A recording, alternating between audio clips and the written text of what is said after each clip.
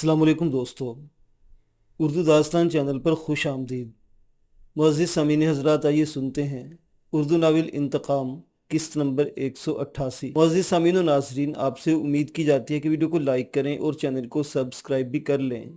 शुक्रिया। क्या हमें गिरफ्तार किया जा रहा है? आलम शाह ने तहम्मुल के साथ एयर होस्टेस से सवाल किया। I don't know. इसने शाने उचकाए, फिर दिलासा देने वाले अंदाज में बोली, मेरा ख्याल है ऐसा नहीं है। अगर ऐसा होता तो इस वक्त यहाँ मेरी जगह कोई पुलिसमैन खड़ा होता।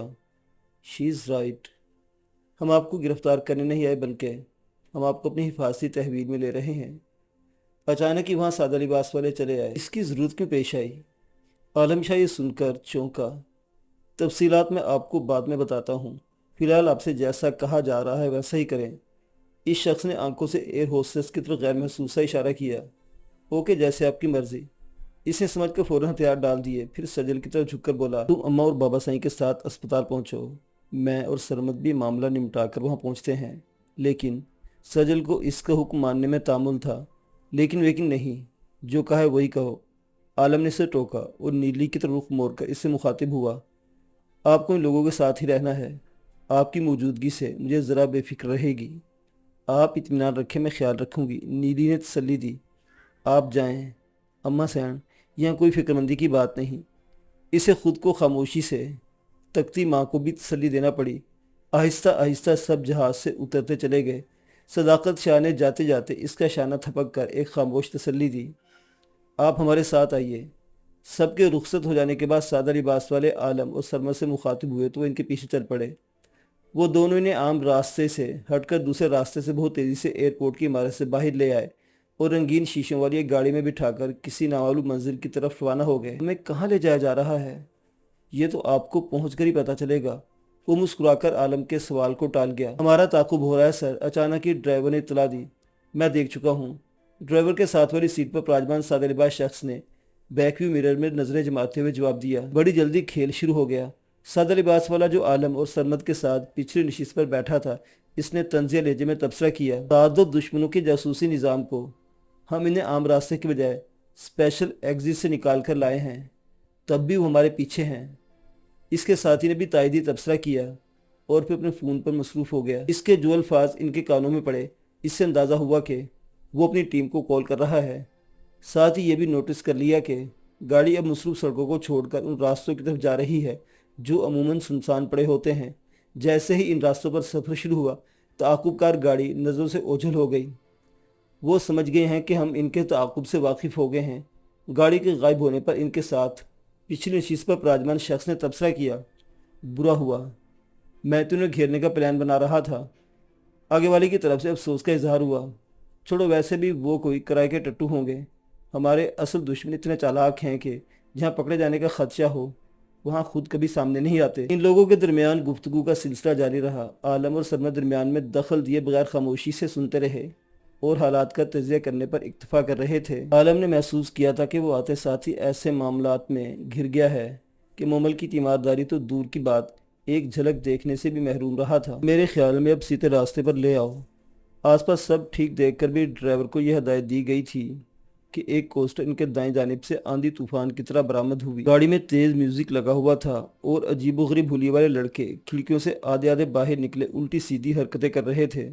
कोई जोर जोर से गा रहा था तो कोई बिला वजह ही वहशाना कहके लगा रहा था। एक साहबजादा रंग बिरंगे बुलबुले बनाकर फजा में उड़ाने का शौक पूरा कर रहा था तो एक को चलती गाड़ी में पतंगबाजी का शौक चुराया था कॉलेज के लौंडे। इन लोगों की तरफ देखते हुए ड्राइवर ने हंसकर तबसरा किया, ये हमारे मुस्तकबिल के मेहमान हैं जिन्होंने अपने ही नक्शे बिगाड़ रखे हैं। पिछले नशिस्त वाले की तरफ से नागवारी का इजहार हुआ। बाकी इन लड़कों के हुलिये किसी संजीदा मिजाज शख्स के लिए काबिल बर्दाश्त नहीं हो सकते थे। किसी ने अपनी लंबी जुल्फों को बेशुमार मीडिया बनाकर रंग बिरंगे बैंड से जकड़ रखा था। किसी के चेहरे पर रंग मले हुए थे। किसी के बाल इतने रंगों में रंगे थे कि शुमार मुश्किल था। कोई मलंग का रूप धारे गले में मोटे मोटे मनकों के हार पहने हुए था। जाने दो यार, इनकी मौज मस्ती की उम्र है। थोड़ा वक्त गुजरेगा तो संजीदा होकर जिम्मेदारियां संभाल लेंगे। आगे वाले ने नई नस्ल का दिफा करने की कोशिश की। आलम इनकी आपस में गुफ्तगू सुनता अपनी गाड़ी से कुछ फासले पर चलती कोस्टर और इसमें सवार नौजवानों को देख रहा था। अपने बारे में किसी भी तरह की राय से बेनियाज अपनी मौज में मस्त थे। شاید ان کا شہر سے باہر کسی تفریحی مقام پر پکنک منانے کا پروگرام تھا اور وہ راستے میں کھیل تماشے کرتے جا رہے تھے۔ اللہ کرے یہ ذمہ داریاں سنبھالنے کے اہل ہو جائیں، ورنہ اس ملک کا اللہ ہی حافظ ہے۔ خیر انہیں جانے دو، ان کے راستے، ہم چلتے اپنے راستے۔ عالم کے ساتھ بیٹھے شخص نے اپنے ساتھی کو جواب دیا اور ڈرائیور نے اس کا اشارہ پا کر گاڑی کا رخ بدل لیا۔ ابھی گاڑی بائیں جانب ذیلی راستے پر مڑی ہی تھی کہ عالم کی نظر بلبلے بناتے لڑکی کی جانب اٹھی۔ وہ صحیح سے نہیں دیکھ سکا، لیکن اس نے محسوس کیا کہ لڑکے کے ہاتھ میں بلبلے بنانے کے استعمال ہونے والے مڑے ہوئے تار کی جگہ کچھ اور موجود ہے۔ اس کچھ اور کا تجزیہ ہو پاتا اس سے پہلے ہی ایک کان پھاڑ دھماکے کے ساتھ ان کی گاڑی بری طرح لہرائی۔ اوہ شٹ! ٹائر برسٹ ہو گیا۔ ڈرائیور نے تبصرہ کیا۔ اس نے جس ذیلی راستے پر گاڑی ڈالی تھی وہ ہموار نہیں تھا، اس لیے اسے یہی گمان گزرا تھا کہ ٹائر کسی سخت نوکیلی شے کی زد میں آ گیا ہے۔ دور پھٹے منہ ڈرائیور کے ساتھ بیٹھے شخص نے ناگواری کا اظہار کیا۔ وہ ٹائر برسٹ ہونے کو ایک اتفاقی حادثہ سمجھ رہے تھے، لیکن عالم کی نظریں کوسٹر پر جمی ہوئی تھی۔ اصولاً اسے اپنے راستے پر سیدھے نکل جانا چاہیے تھا، لیکن ان کی گاڑی کے مڑتے ہوئے رک گئی اور اب اس طرف آ رہی تھی۔ وہ دیکھو! اس نے اپنے ساتھ بیٹھے شخص کو متوجہ کیا۔ اس شخص نے چونک کر گردن موڑی اور بے ساختہ ہی چیختے ہوئے اپنے گن لوڈ کی۔ اس کے ساتھی بھی چکنے ہو گئے، لیکن اس اثنا میں کوسٹر ان کے سروں پر پہنچ چکی تھی اور اس میں موجود لڑکے چھلانگیں لگا کر نیچے آ رہے تھے۔ ان سب کے ہاتھوں میں خطرناک ہتھیار دکھائی دے رہے تھے اور ان کی چال ڈھال میں کہیں بھی لاؤبالی کالج کے لولوں کا رنگ دکھائی نہیں دے رہا تھا۔ ہتھیار پھینک دو ورنہ ہم اس گاڑی کو ہی تمہارا قبرستان بنا دیں گے، کوسٹر کے اندر سے کس نے چیخ کر حکم دیا۔ آواز کی سمت دیکھنے پر انہیں ایک کھڑکی سے جھانکتے مشین گن کی خوفناک جھلک دکھائی دی۔ بظاہر وہ اپنی گنوں سے کوسٹر سے اترتے لڑکوں کو نشانہ بنا سکتے تھے، لیکن یہ حقیقت بالکل عیاں تھی کہ مشین گن کا ایک برسٹ گاڑی سمیت ان سب کو چھلنی کر کے رکھ دے گا۔ کون ہو تم اور کیا چاہتے ہو؟ فوری طور پر ہتھیار ڈالنے میں توہین تھی، اس لیے سوال اٹھایا گیا۔ ہتھیار پھینکو اور گاڑی سے باہر آؤ، تمہارے پاس ہم سے سوال جواب کی گنجائش نہیں، سخت اور سرد لہجے میں جواب دیا گیا، اور ساتھ ہی ان کی گاڑی دائیں جانب ایک برس مارا گیا، جس کے نتیجے میں کئی پتھر اور بہت سی دھول اڑی۔ کچھ پتھر ان کی گاڑی سے بھی آ کر ٹکرائے۔ ان کی بات ماننے کے سوا کوئی چارہ نہیں۔ آگے والی سیٹ پر براجمان شخص نے ہونٹ بھینچ کر کہا۔ وہ خطرہ سر پر دیکھتے ہی اپنی بیک اپ ٹیم کو لوکیشن اور مدد کا پیغام بھیج چکا تھا، لیکن زیادہ پر امید نہیں تھا، کیونکہ تعاقب کار گاڑی کے غائب ہوتے اس نے اپنے محفوظ ہونے کا پیغام بھیجنے کے ساتھ اس گاڑی کو ٹریس کرنے کی ذمہ داری سونپ دی تھی۔ اسے اندازہ تھا کہ ٹریفک کے ازدحام میں اس گاڑی کو تلاش کرتی اس کی ٹیم کو اس ویرانے تک آنے میں جتنا وقت لگے گا، اگلے اپنی کارروائی مکمل کر چکے ہوں گے۔ اگر میرے 3 گننے تک تم لوگ گاڑی سے باہر نہیں آئے تو پھر اپنی موت کا ذمہ دار تم خود ہوگے۔ دوسری طرف سے انہیں سوچنے سمجھنے کی مہلت نہیں دی جا رہی تھی۔ 1 2 گنتی شروع ہوئی۔ 3 بولنے سے پہلے ہی وہ سب گاڑی لاک کر کے ایک ایک کر کے باہر نکل آنے لگے۔ اندر بیٹھے رہنے میں یقینی موت تھی، جبکہ باہر آنے میں زندگی کے کچھ نہ کچھ امید رکھی جا سکتی تھی۔ اگر اگلوں کا مقصد مارنا ہی ہوتا تو وہ اتنا انتظار نہیں کرتے۔ تم دونوں اس طرف آ جاؤ۔ ان کے ہتھیار پھینک کر باہر نکلتے ہتھیار بردار لڑکوں نے انہیں گھیر لیا تھا اور اب رنگ برنگے بالوں والا عالم و سرمد کی طرف اشارہ کر کے انہیں حکم دے رہا تھا۔ ان دونوں کو چاروں نہ چار اس کے حکم کی تعمیل کرنا پڑی۔ جیسے ہی وہ اپنے باقی 3 ساتھیوں سے الگ ہوئے، ایک طرف ہوئے، فضا گولیوں کی آواز سے گونج اٹھی اور دیکھتے دیکھتے 3 صحت مند اور توانا وجود اپنے خون میں نہائے خاک میں لوٹنے لگے۔ کوسٹر میں بیٹھو۔ تینوں زندگیوں کا چراغ گل کرنے والے اپنی کارروائی سے بے نیاز ان دونوں کو حکم دینے لگے۔ یہ کیا کیا تم نے؟ عالم شاہ نے حکم کی تعمیل کرنے کے بجائے غصے سے پوچھا۔ وہ جو ان کو تحفظ دینے کے لیے ایئرپورٹ سے سیدھا نکال لائے تھے، اب خود نہیں رہے تھے۔ یہ اس کے لیے ایک بڑا شوق تھا۔ ہماری راہ میں آنے والوں کا یہی انجام ہوتا ہے۔ سیدھی طرح گاڑی میں بیٹھو ورنہ تمہارا حشر بھی اس سے زیادہ برا ہوگا۔ رنگین بالوں والے نے سخت لہجے میں جواب دیا اور ساتھ ہی عالم کو دھکا دینے کی کوشش کی۔ ہاتھ مت لگانا سائیں کو، میں تمہارے ٹکڑے ٹکڑے کر دوں گا۔ سرمد کی وفاداری اس کی جسارت کہاں برداشت کر سکتی تھی۔ چل تو پہلے تجھے ہی دیکھ لیتے ہیں۔ وہ اپنے ایک ساتھی کے ساتھ سرمد پر پل پڑا۔ عالم شاہ اپنے جانثار کے ساتھ یہ سلوک کیسے برداشت کر سکتا تھا؟ وہ بھی اس لڑائی میں کود پڑا۔ بس! اچانک ایک دھاڑتی ہوئی آواز ان کے سماعتوں سے ٹکرائی اور خودکار ہتھیاروں کی نالیں ماتھے سے آ لگیں۔ بیٹھو گاڑی میں۔ یہ حکم دینے والا وہ تھا جس کو عالم راستے میں بلبلے بنا کر ہوا بوجھ کرتا دیکھتا رہا تھا، لیکن اسے اس بات کا بھی یقین تھا کہ اس سے پہلے جو دھاڑ سنی اس لڑکی کی نہیں تھی۔ بہرحال اس وقت وہ اپنے مقابلین کو کینہ توز نظروں سے گھورتے ہوئے کوسٹر پر سوار ہوا۔ سرمد بھی باچوں سے بہتے خون کو آستین سے صاف کرتا اس کے پیچھے کوچ میں چڑھ گیا۔ कोच की पिछली नशिस्तों पर एक शख्स मुअय्यन गन के साथ बैठा हुआ था, लेकिन चेहरे पर मंडे हुए नकाबी की वजह से वो इसे पहचानने से कासिर था। इन दोनों के कपड़े उतरवाकर बाहर फेंक दो, निकाब पोश ने हुक्म सादिर किया। इसकी आवाज़ सुनते ने अंदाज़ा हुआ कि ये वही है जिसकी धाड़ उन्होंने सुनी थी। हाँ भाई हीरो, क्या हाल है? आज तो बड़ी किटशिट में दिखाई दे रहे हो। इसने खाने की ट्रे समेत बहराम के करीब बैठते से हल्के फुल्के लहजे में मुखातिब किया। वो कुछ देर कबल ही सोकर उठा था और ज़रमीना बीबी ने इसे नहला धुलाकर साफ सुथरा लिबास पहनने के साथ साथ इसके बाल वगैरह भी संवार दिए थे, इसलिए इसकी हालत काफ़ी बेहतर महसूस हो रही थी। ये सब बीबी ने किया है मेरे लिए, ये नए कपड़े भी उन्होंने ही मंगवाए हैं। बहराम ने शर्माते हुए लहजे में से जवाब दिया। बीबी ने बहुत अच्छा काम किया है, आइंदा भी इसी तरह हीरो बनकर रहना। कपड़ों जूतों वगैरह का कोई मसला नहीं है, वो मज़ीद भी आ जाएंगे। इसने नरमी से बहराम को जवाब दिया। इस वक्त बहराम जो कपड़े पहने हुए था, इसके अलावा भी वो इसके लिए चंद जोड़े खरीद कर लाया था। इस बेचारे बच्चे का कुल सामान तो घर और बाग के साथ जलकर खाकस्तर हो गया था, इसलिए इसके इस्तेमाल की हर चीज़ नई खरीदना नागुज़ीर था। आप बहुत अच्छे हैं, काश दुनिया में सब लोग आप जैसे होते। बहराम ने ख्वाहिश जाहिर की, लेकिन माज अपनी तारीफ पर खुश होने के बजाय इसके लेजे की हसरत और यास को महसूस करके दुखी हो गया। छोटी उम्र के बड़े दुख ने इसे निचोड़ कर रख दिया था। दिन के मुख्तलिफ हिस्सों में इसे दौरे पड़ने लगते थे। ज़रमीना बीबी सारा दिन इसका ध्यान रखती, फिर भी कोई भूल चूक हो जाती थी। कल भी वो दौरे के दौरान अपने हाथ पर चोट लगवा बैठा था। दुनिया में अच्छे बुरे दोनों तरह के लोग मिलते रहते हैं। हमारा काम है अच्छे लोगों की कदर करें और बुरे लोगों को अपनी ज़िंदगी से निकाल दें। इसने बहराम को नसीहत की और प्लेट में मुझे चावलों पर सालन डाला। लेकिन बहराम ने कुछ कहना चाहा, लेकिन सब बाद में, पहले ये खाना खाओ जो बीबी ने बड़ी मोहब्बत से स्पेशल तुम्हारे लिए बनाया है। इसने बहराम को मजीद बोलने से रोक दिया। इससे डर था कि गुफ्तगू के इस नाजुक मोड़ पर कहीं इसकी जहनी रो बहक ना जाए। वो तकलीफ दे बातों के मुतालिक सोचना शुरू कर देता तो नतीजा दौरे की शक्ल में भी निकल सकता था। बीवी बता रही थी कि तुम्हें उबले हुए चावलों के साथ राजमा का सालन बहुत पसंद है, इसलिए आज उन्होंने ख़ास तौर पर तुम्हारे लिए खाना बनाया है। इसने एक चम्मच भरकर बहराम के मुंह की तरफ बढ़ाते हुए कहा। बीबी ऐसी ही हैं, इनकी हमेशा से आदत है कि जब भी राजमा बनाती मेरे लिए ज़रूर भेजती। यानी मुझे तुमसे जेलस होना चाहिए। तुम मेरी बीबी के प्यार में ज़बरदस्ती के हिस्सेदार बने बैठे हो। वो नहीं चाहता था कि बहराम माजी के बारे में सोचे, इसलिए से खाना खिलाने के साथ साथ एक के बाद एक बात निकालता जा रहा था। नहीं नहीं, ऐसा बिल्कुल भी नहीं अम्मार भाई, आपसे बढ़कर तो बीबी को किसी से प्यार हो ही नहीं सकता।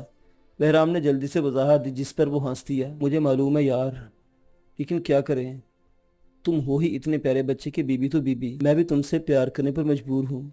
बिल्कुल ऐसा लगता है जैसे अल्लाह ने मुझे छोटा भाई दे दिया है। बहराम की उदासी दूर करते करते वो खुद उदासी की लपेट में आ गया और दिल पर दूर बैठे साद की याद ने दस्तक दी। इस पर पड़ी उफ्ताद साद के लिए सबसे बड़ा इम्तिहान लेकर आई थी। इगवा, एक गुर्दे से महरूमी, दाव पर लगा कैरियर और दरबदरी समेत बहुत कुछ सहा था इसने। साद को इस सब से निकालने के लिए इसने अपनी ज़ात पर बहुत कुछ सहा था, लेकिन जानता था कि जो कुछ गुजर चुका साद इसके साथ से अगले कई बरसों तक नहीं निकल सकेगा। बहराम भी कुछ इस तरह की तकलीफ से गुजर रहा था और इसे अपने दिल में अज़्म कर लिया था कि इसे नॉर्मल करने के लिए जो कुछ बस में हुआ ज़रूर करेगा। मतलब आप मुझसे जेलिस नहीं? बहराम हल्का सा मुस्कुराया। इतने दिनों में ये पहली बार था कि वो ना सिर्फ हल्के फुल्के मूड में बात कर रहा था, बल्कि मुस्कुरा भी रहा था। बिल्कुल बिल्कुल भी नहीं, लेकिन अब तुम बातें कम करो और खाना ज़्यादा खाओ, वरना खाना ठंडा होकर अपना मज़ा खो देगा और बीबी नाराज़ होंगी। मैं तुम्हें बातों में लगाकर इनकी सारी मेहनत ज़ाया कर दी। माजी से टोका और साथ ही घड़ी पर नज़र डाली। ये बीबी के हाथ का राजमा है अम्मार भाई, ये ठंडा होकर भी अपना मज़ा नहीं खो सकता। बहराम को सचमुच ज़रमीना बीबी के हाथ का बना हुआ राजमा बहुत पसंद था। इसे पूरे वसूख से दावा किया। मान लिया भाई कि बीबी दुनिया के से बड़े शेफ़ को मात दे सकती हैं, लेकिन बात है कि खाने के बाद तो मेरे साथ एक जगह चलना है और वहाँ हमारा वक्त पर पहुँचना बहुत ज़रूरी है।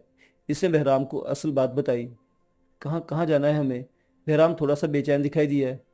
है एक जगह जहाँ तुम्हें एक अच्छे इंसान से मिलवाना है। तुम उन साहिब से मिलोगे, तुम्हें मिलकर बहुत अच्छा लगेगा और तुम्हारी सेहत पर भी इसका बहुत अच्छा असर पड़ेगा। हम किसी डॉक्टर के पास जा रहे हैं? बहराम ने फ़ौरन अंदाज़ा लगाया। हाँ, इसे इतराफ़ करना पड़ा। फिर इसे ज़हनी तौर पर आमादा करने के लिए नरमी से बोला। जिस तरह हमारे जिस्म के किसी हिस्से में तकलीफ़ हो तो हमें डॉक्टर के पास जाना पड़ता है, इस तरह जब दिमाग किसी वजह से डिस्टर्ब हो जाए और तकलीफ़ में चला जाए तो इसका इलाज भी बहुत ज़रूरी है। जिस्मानी तौर पर तुम अल्हम्दुलिल्लाह बिल्कुल फ़िट हो, लेकिन तुम्हारा ज़हनी दबाव तुम्हें ज़िंदगी को बुरी तरह मुतासिर कर रहा है। आज हम जिन डॉक्टर साहब के पास जा रहे हैं वो इस मुश्किल से निकलने में हमारी मदद करेंगे। क्या मैं बिल्कुल ठीक हो जाऊंगा? बहराम ने बेयकीनी से पूछा। क्यों नहीं, इंशाअल्लाह बिल्कुल ठीक हो जाओगे। इसने पूरे वसूख से जवाब देते हुए गिलास में थोड़ा सा पानी डालकर इसके हाथ में थमाया। इसने कांपते हाथों से 2 घूंट पानी पिया और गिलास इसे वापस पकड़ा दिया। क्या इसके बाद मुझे वो डरावने ख्वाब आने बंद हो जाएंगे? इसका लहजा सहमा हुआ था। ज़रूर। माज ने इसे एक बार फिर यकीन दहानी करवाई। फिर मजीद हौसला बढ़ाने के लिए इसका हाथ अपने दोनों हाथों में लेकर नरमी से दबाव डालते हुए बोला, इंसानों की ज़िंदगी में मुश्किलात और तकालीफ आती रहती हैं। कुछ तकालीफ ऐसी होती जिन्हें सहना वक्ती तौर पर हमें नामुमकिन लगता है, लेकिन याद रखो अल्लाह ताला किसी को भी इसकी बर्दाश्त से ज़्यादा तकलीफ में मुब्तला नहीं करता। जो अल्लाह के नेक बंदे होते हैं वो अव्वल वक्त में इस तकलीफ पर सब्र करके अजर के हकदार करार पाते हैं। बाकियों को भी शोर, शिकवा और वावेला करने के बाद बिल आखिर हार मानना ही पड़ती है। तो फिर क्या ये बेहतर नहीं कि अव्वल वक्त में सब्र कर लिया जाए और सोचा जाए कि अपने इस गम के मदावे की क्या सुलह निकाली जा सकती है। खुद को गम में गर्क कर लेना ना शुक्री है। ना शुक्रा इंसान ना तो अल्लाह को पसंद होता है और ना अपने लिए मुफीद। मगर मैं कैसे जीऊँगा अपने घर वालों के बगैर?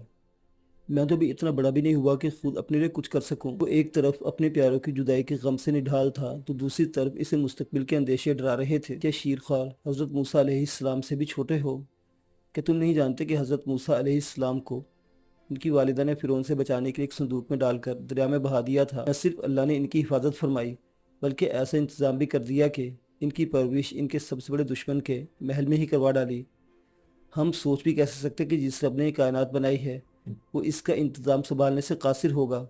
वो तो बस हमारे ईमान की आजमाइश के लिए हमें ऐसे इम्तहानात में मुब्तला करता है, वरना कायनात का बड़े से बड़ा काम इसकी महज कुन का मुंतज़िर है।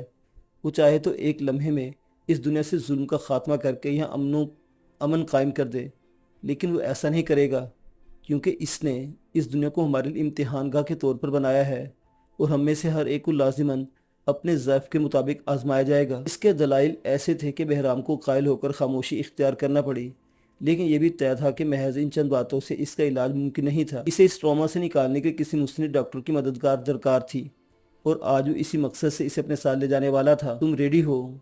तो मैं बर्तन बीबी को देकर आता हूँ, फिर हम निकलते हैं। इसने बहराम का शाना थपथपाया और ट्रे उठाकर कमरे से बाहर निकल गया। अभी वो ट्रे बावर्ची खाने में रखकर पलट ही रहा था कि दरवाजे पर दस्तक हुई। इसने जाकर देखा तो बेंजामिन का ड्राइवर था। बहराम को माहिर नफ्सियात के पास ले जाने का प्रोग्राम सुनकर बेंजामिन ने खुद इन्हें गाड़ी मार ड्राइवर फराहम करने की पेशकश कर दी थी, जिसे इसके खुलूस के बायस रद्द करना मुमकिन नहीं था। बस 2 मिनट रुको, मैं बहराम और आगा जान को लेकर आता हूँ। सलाम दुआ के बाद इसने ड्राइवर से कहा और वापस अंदर चला गया। कौन है? क्या ड्राइवर आ गया? आगा गुल जो बिल्कुल तैयार अपने कमरे से बाहर आ चुके थे इसके पलटे कदमों की चाप सुनकर पूछने लगे। जी ड्राइवर आ गया है, आप चलें, मैं बहराम को लेकर आता हूँ। इसने ने जवाब दिया और उस कमरे की तरफ बढ़ गया जहाँ बहराम मौजूद था। अब वहाँ ज़मीना बीबी भी मौजूद थी और बहराम पर से सदके के पैसे वार रही थी। आ जाओ बहराम, हमें ले जाने के लिए गाड़ी आ गई है, इसने पुकारा। जाओ मेरे बहादुर बच्चे, अल्लाह तुम्हारा हामी और नासिर होगा। ज़मीना बीबी दुआओं के साथ इसे रुखसत किया। माज इसका हाथ थाम कर इसे बाहर ले आया। बहराम का हाथ बिल्कुल सर्द हो रहा था, जिसे वो अपनी गर्मजोश गिरफ्त में लिए हुए इसे हौसला देने की कोशिश कर रहा था। बाहर आकर इसने बहराम को पिछले जिस पर अपने और आगा के दरमियान बिठाया और सफ़र शुरू हो गया। आगा गुल ने बहराम को बहलाए रखने के लिए इससे हल्के फुल्के मौज़ूआत पर गुफ्तगू शुरू कर दी। वो उनकी बातों पर ज़्यादा न सही कुछ न कुछ रद्दमल देता रहा और इतना भी काफ़ी था कि इनका असल मकसद बस इसका ध्यान बटाकर इसे पुरस्कुन रखना था। माज जो अब तक इसका हाथ थामे हुए था महसूस कर रहा था कि आहिस्ता आहिस्ता इसका तनाव कम हो रहा है। वो आगा गुल की बातों में दिलचस्पी ले रहा है। तुम्हें बताऊं कि जब मैं तुम्हारी उम्र का था तो मेरे पसंदीदा खेल कौन सा था? इधर उधर की बातें करते उन्होंने अचानक इससे पूछा। कौन सा था? इसने तजस्सुस से पूछा। क्रिकेट। मैं क्रिकेट खेलता था और अपनी टीम का कैप्टन था, उन्होंने फ़ख्र से बताया। क्या वाकई आगा जान? बहराम को गोया यकीन नहीं आया। और नहीं तो क्या, तुम क्या समझती हो अंधा बिल्कुल नाकारा है क्या? उन्होंने भी जैसे बुरा मान लिया। नहीं आगा जान, मैं ये तो नहीं कह रहा, बस मुझे हैरत हो रही है कि आप कैसे खेल लेते थे। वो शर्मिंदा शर्मिंदा सा वजाहत देने लगा। हम स्पेशल लोगों की एक टीम थी और हम अपने लिए बनाए गए कायदे कवानीन के तहत खेलते थे। तुम बताओ, तुम्हें क्रिकेट पसंद है? انہوں نے گفتگو کا رخ اس کی ذات کی طرف موڑ دیا ہے۔ جی بہت پسند ہے، لیکن میں زیادہ اچھی کرکٹ نہیں کھیل پاتا۔ اکثر تو لڑکے مجھے ٹیم میں شامل نہیں کرتے کہ تمہاری وجہ سے میچ ہار جاتے ہیں، اس نے جھینکتے ہوئے بتایا۔ ایسا اس لیے کہ تم نے درست کھیل کا انتخاب نہیں کیا ہے۔ تم فٹ بال کھیل کر دیکھو، اس میں یقیناً کامیاب رہو گے۔ آپ کیسے کہہ سکتے ہیں؟ وہ ان کے مشورے پر حیران ہوا۔ تمہاری ٹانگوں کی مضبوطی کی وجہ سے۔ یہ لمبی اور مضبوط ٹانگیں ایک فٹ بالر کی ہیں۔ انہوں نے اپنے ہاتھ سے اس کی ٹانگ کو دبایا۔ شاید آپ ٹھیک کہہ رہے ہیں۔ میں کبھی کبھی دوستوں کے ساتھ فٹ بال کھیلتا تھا تو وہ یہی کہتے تھے کہ تمہارے پاس بال چلی جائے تم اسے گول کرنے سے پہلے چھوڑتے نہیں۔ ماضی کی خوشگوار یاد نے اس کی بجھی ہوئی آنکھوں میں ایک لمبے کی چمک سی دوڑا دی۔ پھر کچھ مایوسی سے بولا، لیکن لڑکے زیادہ فٹ بال کھیلنا پسند نہیں کرتے۔ کہتے ہیں ہمارے خطے میں فٹ بال کا کوئی اسکوپ نہیں۔ خود کو چاقو چوبند اور ٹینشن فری رکھنے کے لیے ہوتے ہیں ہیرو۔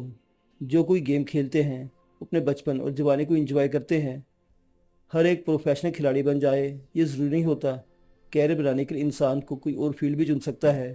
11 افراد کی ٹیم میں اتنی انسانی آبادی میں سے بھلا کس کس کو شامل کیا جا سکتا ہے؟ اس بار معاذ نے گفتگو میں حصہ لیا اور اسے سمجھانے لگا۔ اس کی بات سن کر بہرام نے سر کو تفہیمی انداز میں جنبش دی اور کچھ کہنے کے لیے رخ موڑ کر اس کی طرف دیکھنے لگا، لیکن یکدم ہی اس کی زبان گنگ ہو گئی اور آنکھیں پھیلنے کے ساتھ جس میں تناؤ کی کیفیت بھی پیدا ہو گئی۔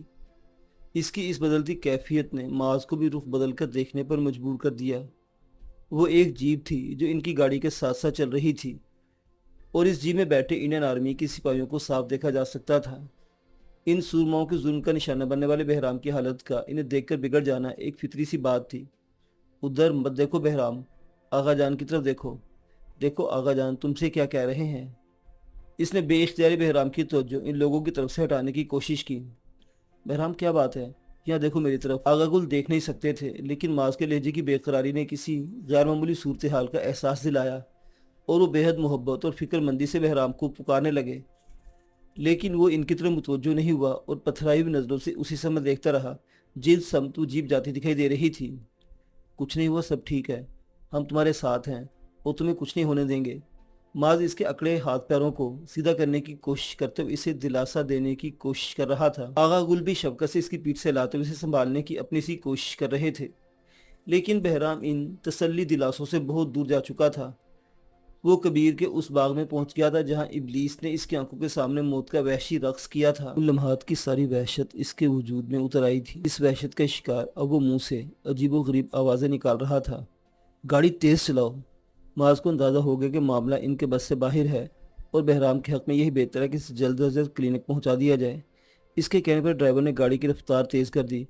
وہ فوجی جیپ جو اس سارے انتشار کا سبب بنی تھی ایک موڑ مڑنے کے بعد نظروں سے اوجھل ہو چکی تھی۔ یا اللہ اس بچے پر رحم فرما اور اس کڑی آزمائش سے نکال کر ایک بار پھر بالکل تندرست کر دے۔ بہرام کی حالت پر پریشان آغا گل بہت رقت سے اس کے لیے دعا مانگ رہے تھے، ساتھ ساتھ اس پر قرآن دعائیں پڑھ کر پھونکنے کا سلسلہ بھی جاری تھا۔ بس ہم پہنچ گئے، ڈرائیور نے تسلی دینے والے انداز میں اطلاع دی۔ وہ دیکھ رہا تھا کہ پوری قوت لگانے کے باوجود معاذ کے لیے بہرام کی وحشت کو قابو کرنا مشکل ہو رہا تھا۔ وہ چیختا چلاتا عالم جنوں میں گاڑی سے نکل بھاگنے کی کوشش میں تھا، اور معاذ نے اس کی اس کوشش کو ناکام بنانے کے لیے اسے مضبوطی سے اپنے بازوؤں کے حلقے میں جکڑ رکھا تھا۔ اللہ کا شکر ہے۔ معاذ نے ڈرائیور کی اطلاع پر سر اٹھا کر سامنے دیکھا تو متعلقہ ڈاکٹر کے کلینک کا بورڈ دیکھ کر اس کی جان میں جان آئی۔ بہرام کو دشمن ہوتا تو اسے دو چار ہاتھ لگا کر خاموشی سے بیٹھنے پر مجبور کر دیتا، لیکن وہ تو خود مظلوم تھا جس کے ساتھ کسی سختی کا وہ سوچ بھی نہیں سکتا تھا۔ میں اندر اطلاع کرتا ہوں۔ گاڑی کلینک کے سامنے روک کر ڈرائیور کہتا ہوا تیزی سے نیچے اترا اور کلینک کے کھلے دروازے سے اندر داخل ہو گیا۔ ویسے وہ کہنے کو کلینک تھا، ورنہ وسعت کے حساب سے اسے چھوٹا موٹا اسپتال سمجھا جا سکتا تھا۔ ڈرائیور کے اندر جانے کے ایک ڈیڑھ منٹ بعد ہی اندر سے 4 لہیم شہیم آدمی برآمد ہوئے اور سیدھے ان کی گاڑی کی طرف چلے آئے۔ آپ لوگ اندر ویٹنگ ایریا میں جا کر بیٹھے ہیں، پیشنٹ کو ہم خود دیکھ لیں گے۔ ان میں سے ایک نے معاذ اور آغا گل کو مخاطب کرتے ہوئے ٹھہرے ہوئے لہجے میں کہا تو وہ دونوں گاڑی سے نیچے اتر آئے، لیکن چیختے چلاتے ہوئے حرام کو چھوڑ کر جانے میں ہچکچاہٹ کا مظاہرہ کیا۔ پلیز آپ لوگ اندر ویٹنگ ایریا میں جا کر بیٹھیں اور ہمیں ہمارا کام کرنے دیں۔ کہنے کو اب بھی درخواست ہی کی گئی تھی، لیکن انداز میں ایک قطعیت سی تھی۔ آئیں آغا جان، ہم اندر چلتے ہیں۔ وہ تربیت یافتہ لوگ تھے، معاذ نے مناسب سمجھا کہ ان کا کام انہی پر چھوڑ دیا جائے، چنانچہ آغا گل کا ہاتھ تھام کر انہیں اپنے ساتھ اندر لے گیا۔ بہرام کے لیے اپائنٹمنٹ پہلے ہی لیا جا چکا تھا۔ استقبالیہ پر رسمی سی کارروائی کے بعد انہیں انتظار گاہ میں بیٹھنے کو کہا گیا۔ وہاں بیٹھے معاذ کی نظریں بار بار داخلی دروازے کی طرف اٹھتی رہیں، لیکن حیرت انگیز طور پر بہرام کو لے جانے والے وہاں سے آتے دکھائی نہ دیے، یہاں تک کہ انہیں ایک کمرے میں جانے کے لیے کہا گیا۔ اس کمرے میں 2 جونیئر ڈاکٹرز موجود تھے، جنہوں نے ان دونوں کو سامنے بٹھا کر بہرام کے کیس کی تفصیلات بتانے کی درخواست کی۔ ایکسکیوز می ڈاکٹر، میں کچھ بھی ڈسکس کرنے سے پہلے اپنے مریض کے متعلق جاننے بلکہ اسے ایک نظر دیکھنے کی خواہش رکھتا ہوں۔ اسے بہرام کے بارے میں جاننے کی بے چینی تھی، اس لیے ہر طرح کی مصلحت کو بالائے طاق رکھ کر سیدھی بات کی۔ وہ پہلے سے بہتر ہے، تسلی کے لیے ہم آپ کو دکھا بھی دیتے ہیں۔ ڈاکٹرز میں سے ایک نے برا مانے بغیر نرمی سے جواب دیا اور اپنے سامنے رکھے لیپ ٹاپ پر چند انگلیاں چلا کر اس اسکرین کا رخ اس کی طرف کر دیا۔ وہاں ایک چھوٹے سے لیکن صاف ستھرے کمرے کا منظر تھا، جس میں اجلی چادر والے بستر پر لیٹا بہرام صاف دکھائی دے رہا تھا۔ اس کی آنکھیں بند تھیں، وحشت کا رنگ چھٹ جانے کے بعد اس کا چہرہ بہت معصوم اور بھولا بھالا لگ رہا تھا۔ کیا اسے ٹرنکولائزر دی گئی ہے؟ معاذ نے بہرام کے بالوں کو انگلیوں سے سوارتے میل نرس کو ایک نظر دیکھا اور سامنے بیٹھے ڈاکٹر سے سوال کیا۔ مجبوری تھی، پیشنٹ جس ابتر حالت میں تھا، اگر ایسا نہ کیا جاتا تو اس کو مزید نقصان پہنچ سکتا تھا، لیکن آپ فکر نہ کریں، یہاں رہ کر اس کا ٹریٹمنٹ ہوگا تو آہستہ آہستہ نارمل لائف کی طرف واپس آ جائے گا۔ ڈاکٹر نے اسے نرمی سے وضاحت دی۔ یعنی آپ بہرام کو ایڈمٹ کر لیں گے؟ ڈاکٹر کی وضاحت نے اسے سوال کرنے پر مجبور کر دیا۔ اسے اس کی ضرورت ہے۔ مرض کی شدت کم ہو تو ہم خود بھی مریض کو اس کے اہل خانہ کے درمیان رکھنا پسند کرتے ہیں، لیکن بہرام کی جو حالت ہے وہ بتا رہی ہے کہ اسے مسلسل انڈر آبزرویشن رکھنا ہوگا، اور ظاہر ہے اس کے لیے ہمیں اسے ایڈمٹ کرنا پڑے گا۔ ڈاکٹر نے اپنی بات کے اختتام پر کندھے اچکائے۔ اگر آپ کی تسلی ہو گئی ہو تو اب ہمیں چند سوالوں کے جواب دیں۔ اس پر دوسرا ڈاکٹر معاذ سے مخاطب ہوا۔ جی ضرور، معاذ نے اسے جواب دیا۔ پھر وہ آغا گل کافی دیر تک ان کے سوالوں کے جوابات دیتے رہے۔ تھینک یو سو مچ۔ اب آپ لوگ کچھ دیر ویٹنگ روم میں بیٹھیں، ہم نے ہسٹری لے لی ہے، کچھ دیر میں ڈاکٹر بٹ خود آپ کو کال کریں گے۔ تمام معلومات حاصل کرنے کے بعد انہیں ایک بار پھر انتظار گاہ میں بھیج دیا گیا۔ وہاں ان جیسے چند مزید افراد بھی بیٹھے ہوئے تھے، اپنے پیاروں کی بیماری سے ان کے ساتھ ساتھ خود بھی لڑتے۔ ان افراد کے چہروں پر تھکن اور پریشانی کے آثار تھے۔ سیاہ چادر میں لپٹی ایک درمیانی عمر کی عورت سراپا غم بنی بیٹھی تھی، آنسو بار بار پلکوں کی سرحد پار کر کے اس کے رخساروں پر پھیل جاتے تھے۔ وہ انہیں ہاتھ میں پکڑے ٹیشو پیپر سے صاف کرتی، لیکن اگلے ہی لمحے پھر رخسار گیلے ہو جاتے۔ اس کے ساتھ بیٹھی ایک دوسری عورت اس کا یہ حال دیکھ کر ہمدردی سے اس سے استفسار کرنے لگی۔ اس کے جواب میں اس کے رونے میں مزید شدت آ گئی۔ پھر پانی پلائے جانے پر مشکل سے ہچکیوں پر قابو پا کر بتانے لگی۔ 24 سالہ اکلوتا بیٹا ہے، ساتھ پڑھنے والی کسی مسلمان لڑکی سے عشق کر بیٹھا۔ لڑکی کے گھر والوں کو ایک ہندو سے اپنی بیٹی بیاہنا منظور نہ تھا، انہوں نے تعلیم چھڑوا کر اسے اپنے پریوار ہی میں کہیں بیاہ دیا۔ بس تب سے یہ دیوانہ ہوا پھرتا ہے، 3 بار آتما ہتیا کی کوشش کر چکا ہے، تینوں بار بڑی مشکل سے بچایا گیا۔ میرے اور اس کے پتا کی نیندیں حرام ہو گئی ہیں، دن رات اس کی نگرانی کرتے رہتے ہیں اور اس ڈر سے سو نہیں پاتے کہ جانے کب وہ اپنے ہاتھوں سے اپنی جان لے لے۔ پہلے بھی کئی ڈاکٹروں سے علاج کروا چکے ہیں، لیکن کوئی فائدہ نہیں ہوا۔ صاف کہتا ہے، آپ لوگ کتنی بھی نگرانی کر لو، میں اپنی جان لے کر رہوں گا۔ میرے پاس اپنی پریمیکا کے بنا جینے کا کوئی کارن نہیں ہے۔ عورت اپنی بپتا سنا کر ایک بار پھر رونے لگی۔ احوال جاننے کے لیے سوال کرنے والی عورت اسے دلاسا دینے لگی۔ میرے پتی کو کسی نے ڈاکٹر بٹ کے بارے میں ہی بتایا کہ بہت گیانی ڈاکٹر ہیں، ان کے کلینک پر آنے والا کوئی پیشنٹ کبھی فائدہ اٹھائے بنا واپس نہیں لوٹا، تو ہم اپنے بیٹے کو یہاں لے آئے۔ یہ آپ نے بہت اچھا کیا، خدا نے چاہا تو آپ کا بیٹا جلد شفا یاب ہو جائے گا۔ ڈاکٹر بٹ واقعی بہت قابل ڈاکٹر ہیں، بلکہ سچ کہوں تو وہ قابل سے زیادہ اللہ والے ہیں۔ اللہ کے بھروسے پر بگڑے سے بگڑا کیس لے لیتے ہیں اور پھر اللہ ہی کے سہارے مریض شفا یاب بھی ہو جاتا ہے۔ میرا اپنا بھائی۔ عورت اب اپنا قصہ شروع کر چکی تھی۔ لاشعوری طور پر وہاں جاری یہ گفتگو سنتے معاذ اور آغا گل کا دھیان اپنے نام پکارے جانے پر اس گفتگو کی طرف سے ہٹ گیا۔ انہیں ڈاکٹر ناصر بٹ کے کمرے میں جانے کا کہا جا رہا تھا۔ وہ دونوں جلدی سے متعلقہ کمرے کی طرف بڑھ گئے۔ السلام علیکم۔ سادہ لیکن بے حد صاف ستھرے کمرے میں قدم رکھتے انہیں سلام کی آواز سنائی دی۔ سامنے ایک گھومنے والی کرسی پر 40-42 سال کے قریب ایک روشن چہرے والا آدمی بیٹھا ہوا تھا۔ اس کی ذہین آنکھیں براہ راست ان دونوں کے چہروں پر ٹکی ہوئی تھیں اور ہونٹوں پر بہت دھیمی سی خیر مقدمی مسکراہٹ تھی۔ مجموعی طور پر وہ ایسی شخصیت کا مالک تھا کہ دیکھنے والا پہلی نظر ہی میں اس کے لیے ایک خوشگواری سے محسوس کرتا تھا۔ وعلیکم السلام۔ معاذ اور آغا گل نے بیک وقت گرم جوشی سے ڈاکٹر بٹ کے سلام کا جواب دیا، پھر ان کے اشارے پر کرسیوں کی طرف بڑھے۔ معاذ آغا گل کو کرسی پر بٹھا کر اپنے لیے کرسی کھسکا رہا تھا کہ ڈاکٹر بٹ کے ہاتھ اٹھا کر روکنے پر ٹھٹک گیا۔ بہرام کے سلسلے میں مجھے جو کچھ ڈسکس کرنا ہوگا آغا صاحب سے کر لوں گا۔ یہ 7 ریسٹ روم میں ایک صاحب ملاقات کے لیے آپ کے منتظر ہیں۔ بہتر ہوگا آپ ان سے ملاقات کر لیں۔ ڈاکٹر بٹ کے الفاظ اس کے لیے حیرت انگیز تھے۔ آغا جان، اسے بے ساختہ ہی مستفسرانہ انداز میں آغا گل کو پکارا۔ وقت ضائع نہ کر برخوردار، تمہاری ضد پوری کرنے کے لیے ہم نے جو کچھ بن پڑا ہے کر گزرے ہیں۔ انہوں نے شفیق سی مسکراہٹ کے ساتھ اس کی پکار کا جواب دیا تو وہ بھی کھل کر مسکرایا اور تیزی سے اس بند دروازے کی طرف بڑھ گیا جس کی طرف ڈاکٹر بٹ نے نظروں سے اشارہ کیا تھا۔